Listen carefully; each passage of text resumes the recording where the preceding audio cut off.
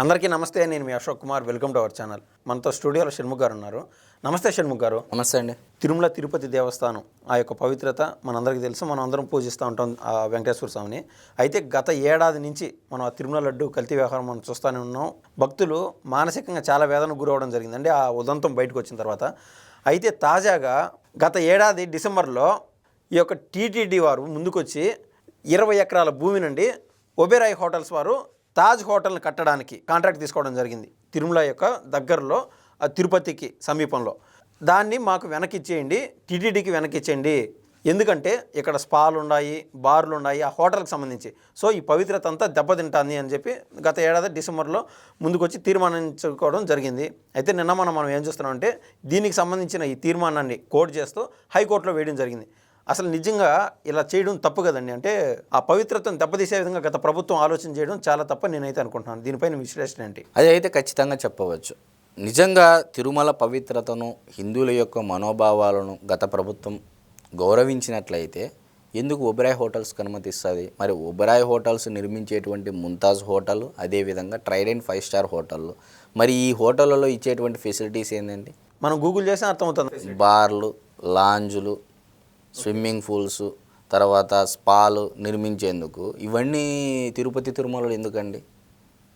నిజంగా గత ప్రభుత్వానికి కానీ హిందువుల యొక్క మనోభావాల పట్ల చిత్తశుద్ధి, అంతఃకరణ శుద్ధి, వారి యొక్క మనోభావాలను గౌరవించే సాంప్రదాయం నిజంగా గత ప్రభుత్వానికి ఉన్నట్లయితే ఎందుకు ఈ విధంగా చేస్తారు?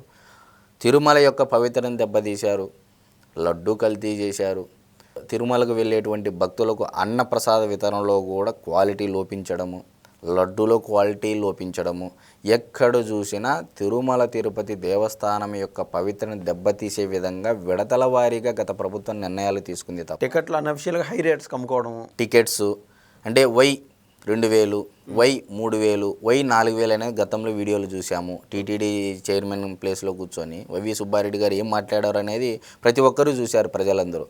మరి నిజంగా ఈ హోటల్స్కి ఇచ్చినటువంటి 20 ఎకరాలు రద్దు చేయాలని టీటీడీ చైర్మన్ వచ్చినటువంటి కొత్తలోనే ఆయన నిర్ణయం తీసుకోవడం జరిగింది. బోర్డు అనేది నిర్ణయం తీసుకోవడం జరిగింది. దీనికి సంబంధించి ప్రభుత్వానికి కూడా లేఖ రాయడం జరిగింది. మరి అదేవిధంగా తిరుమల తిరుపతి దేవస్థానం ఈవో అయినటువంటి శ్యామలారావు గారు కూడా హైకోర్టులో అఫిడవిట్ దాఖలు చేశారు. మరి ఇటువంటి పరిస్థితుల్లో ఇది హర్షించదగ్గ విషయమా కాదా అని నేను అడిగితే మీరేం చెప్తారు? ఖచ్చితంగా హర్షించదగ్గ విషయం అండి. మరి ఇంతటి నిర్ణయాలు తీసుకున్నటువంటి ప్రభుత్వం అయితే మనం ఖచ్చితంగా హర్షించాలి. మరి నిజంగా ఈరోజు తిరుమల తిరుపతిలో మసాలా వడ కొత్తగా యాడ్ అయింది మెనూలో, అన్నప్రసాద వితరణలో మసాలా వడ కొత్తగా యాడ్ అయింది మెనూ. మరి నిజంగా గతంలో పాలు వచ్చేటివి కాదు, మహా అయితే ఆ సాంబార్ రైస్ ఒకటే వచ్చేది. అది కూడా ఏంది సరైన వసతులు లేక గంటల పాటు నిరీక్షణ చేసి భక్తుల యొక్క సహనాన్ని పరీక్షించే విధంగా గతంలో నిర్ణయాలు తీసుకోవడం జరిగింది బోర్డు కానీ బోర్డు సభ్యులు కానీ. మరి ఇప్పుడు చూడండి, తిరుమల తిరుపతి దేవస్థానంలో అవాంతరాలు అంటే ఆ యొక్క పవిత్రను దెబ్బతీసే విధంగా చర్యలు ఏమైనా ఉన్నాయా? అంటే ఏదన్నా ఉద్దేశపూర్వకంగా ఎవరైనా గలాటలు సృష్టించి అక్కడ తొక్కిసలాటలు క్రియేట్ చేసి ఏ విధంగా అయితే ఈ ఎక్స్పెక్టెడ్ అయితే కాదు కదా. మరి ప్రభుత్వము ఒకవైపు అటు తితిదే బోర్డు సభ్యులు కానీ ఎంత వీక్షించినా అంటే ఆ పరిసర ప్రదేశాలని ఏ విధంగా పరిశీలించినా కూడా ఇలాంటి అన్ఎక్స్పెక్టెడ్ థింగ్స్ అన్నీ వాళ్ళు ఊహించలేరు కదా.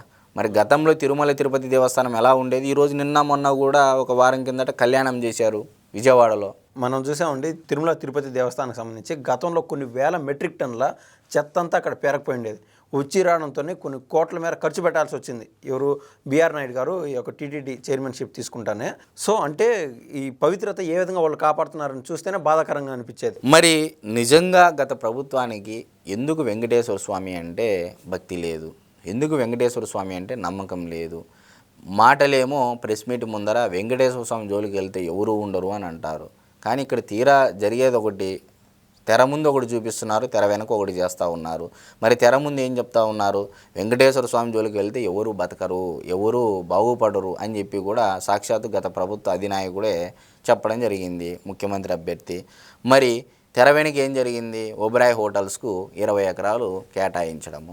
మరి ఈ ఒబెరాయ్ హోటల్స్ నిర్మించేటువంటి ముంతాజ్ హోటలు, అదేవిధంగా ట్రైడెంట్ 5 స్టార్ హోటళ్ళు, మరి హోటళ్ళలో నిర్మించేటువంటి బార్లు కానీ, లాంజులు కానీ, స్విమ్మింగ్ పూల్స్ కానీ, అదేవిధంగా స్పాలు, ఇవి హిందూ సాంప్రదాయాలకు విరుద్ధమా కాదా? ఖచ్చితంగా దెబ్బతీసే విధంగా ఉంటుంది. మళ్ళీ ఈ హిందూ సంస్కృతిని ఆ యొక్క ప్రదేశంలో దెబ్బతీసే విధంగానే కదా ఈ చర్యలు. 100%. అంటే మేమేం చెప్తామంటే వెంకటేశ్వర స్వామి గోవిందా గోవిందా అంటాం ముందు తెర ముందు. అన్ని మీరు గోవింద గోవింద అంటూ ఉంటారు. ఇప్పుడు మన వయసు వాళ్ళో లేకుంటే ఇంకొకరు ప్రశాంతంగా దేవుడి కాడికి పోదామని చెప్పి 10-12 మంది ఫ్రెండ్స్ని తీసుకొని పోయి ఆ హోటల్లో స్టే ఉంటే ఒకరిని చూసి ఒకరు మారే విధంగా అక్కడ స్పాలు ఉండడము, బార్లు ఉండడం, దేవుడిని దర్శనం చేసుకొని వస్తారు, సాయంత్రం ఆ బార్లో కూర్చుంటారు. గుడిలో గోవింద గుడి అనక నా స్వామి అన్నట్టుగా గత ప్రభుత్వ నిర్ణయాలు అనేటివి జరిగాయనే దాంట్లో మనం ఎటువంటి అతిశయోక్తి లేదు. ప్రజలందరూ గమనించారు, హిందువులందరూ గమనించారు. కాబట్టే 2024 ఎలక్షన్లో హిందువుల యొక్క మనోభావాలు మాకు ఈ విధంగా దెబ్బతీసావు నువ్వు, మేము ఏ విధంగా నీకు దెబ్బతీయాలని చెప్పేసి ఓటు రూపంలో కూటమి ప్రభుత్వానికి నాంది పలికారు, అధికారం కట్టబెట్టారని అయితే చెప్పవచ్చు. మనం రాష్ట్ర వ్యాప్తంగా ఇటువంటి పనులు చేస్తూ ఉన్నారు, స్థలాలను ఆక్రమించుకుంటూ ఉన్నారు. ఏనేం చూసామండి, సాక్షాత్తు తిరుపతి కూడా కాదు, ఏకంగా తిరుమలలో శారదాపీఠానికి అన్అఫిషియల్గా వీళ్ళు దారాదత్తం చేయడం, కొన్ని ఎకరాలు దారాదత్తం చేయడం, ఇవన్నీ చూస్తే అంటే ముందు దారాదత్తం చేసేస్తారు, పేపర్ పైన కూడా రాదు, వాళ్ళు ఏం బిల్డింగ్లు కట్టేస్తారు. అయిపోయినాక అయ్యో మేము తెలివి కట్టామండి, పరిధి పెంచుకొని ఒక 20-30 సెంట్లు ఎక్స్ట్రా చేసుకునేవాడిని.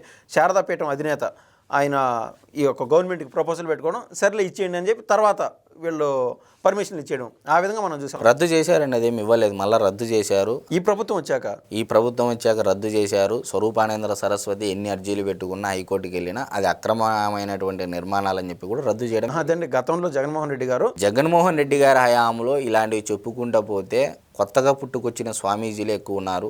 గత 5 ఏళ్ల ప్రభుత్వ పరిపాలన కాలంలో కొత్తగా వచ్చినటువంటి అంటే మేము ఎంప్లాయ్మెంట్ క్రియేట్ చేస్తున్నామని చెప్తున్నారు. కొత్తగా వచ్చినటువంటి స్వామీజీలు, నిరుద్యోగిగా ఉన్నటువంటి స్వామీజీ జగన్మోహన్ రెడ్డి గారు అధికారంలోకి వచ్చిన తర్వాత అత్యంత ధనికుడు స్వామీజీగా అసలు ఆయన ఆశీర్వాదం ఇస్తే ఎమ్మెల్యే టికెట్లు వస్తాయి, ఎంపీ టికెట్లు వస్తాయి, మంత్రి పదవులు వస్తాయి, నామినేటెడ్ పదవులు వస్తాయి, ఏది కావాలన్నా అది దక్కే పరిస్థితి. అంటే ఇదొక తరహా కొత్త సంస్కృతిని, అంటే బాబా స్వామీజీల సంస్కృతిని గత 5 ఏళ్ల పరిపాలన కాలం అయితే మనం చూసామండి.